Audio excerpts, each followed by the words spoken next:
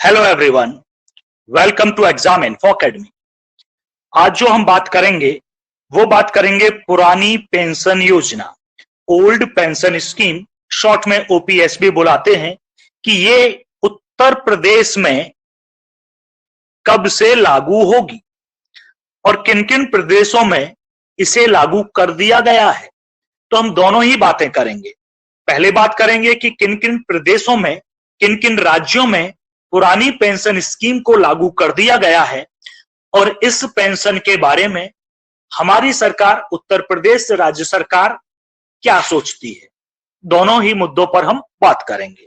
आगे बढ़ते हैं।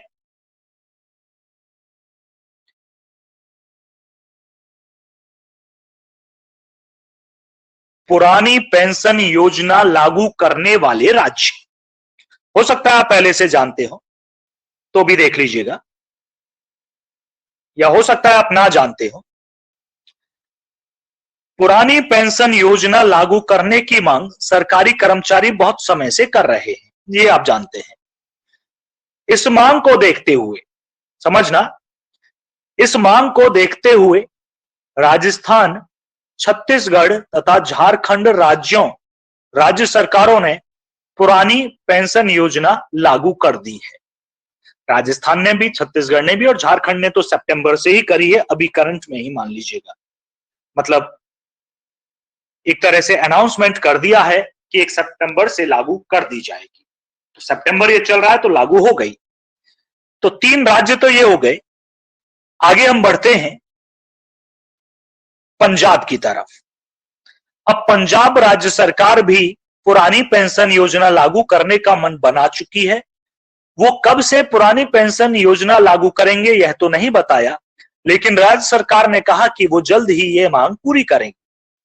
अब समझिएगा, पंजाब सरकार और हिमाचल प्रदेश सरकार पर यह दबाव है कि ये भी पुरानी पेंशन योजना लागू करें। लागू करना उतना आसान भी नहीं। ठीक, कोरोना की वजह से राज्यों की हालत, मतलब आर्थिक हालत उतनी अच्छी है नहीं, फिर भी इन राज्यों ने लागू की है। अब हम आते हैं, पंजाब भी जल्दी ही लागू कर देगा, फिर हिमाचल प्रदेश का पता नहीं। अब वापस आते हैं अपने उत्तर प्रदेश से। हमें इन राज्यों से नहीं, हमें उत्तर प्रदेश से मतलब है। तो उत्तर प्रदेश की खबर पर आते हैं।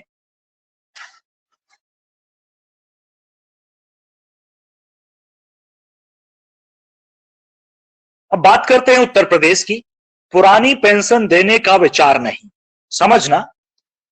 प्रदेश सरकार ने विधानसभा में कहा कि वर्ष 2004 के बाद नियुक्त कर्मचारियों और शिक्षकों को पुरानी पेंशन देने का कोई विचार नहीं है।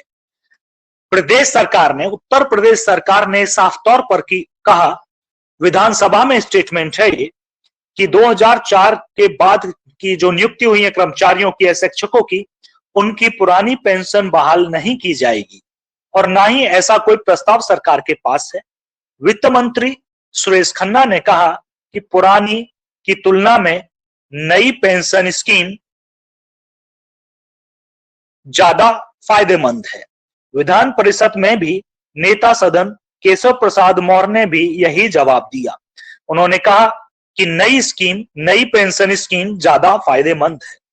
लेकिन सभी नेताओं को देखो, विधायक हो, सांसद हो, अपने लिए तो पुरानी पेंशन है, और जो सरकारी कर्मचारी है पूरी उम्र लगा देता है, उसके लिए नई पेंशन योजना है। ये आज जो कर्मचारी, उनसे पूछो कौन सी बढ़िया है, तुम्हें जो बढ़िया लगे वो लो, पुरानी क्यों ले रहे हो। तो ये सवाल नहीं उठाता कोई, चाहे वो विपक्ष का हो, चाहे वो सरकार में बैठा हो। लेकिन जो मैंने राज्य शुरू में बताए, उन राज्यों में पुरानी पेंशन स्कीम योजना लागू कर दी गई है, तो दबाव तो इन पर भी आएगा। ये अलग बात है कि चुनाव के समय आएगा, लेकिन दबाव तो इन पर रहेगा, इन सरकारों पर भी।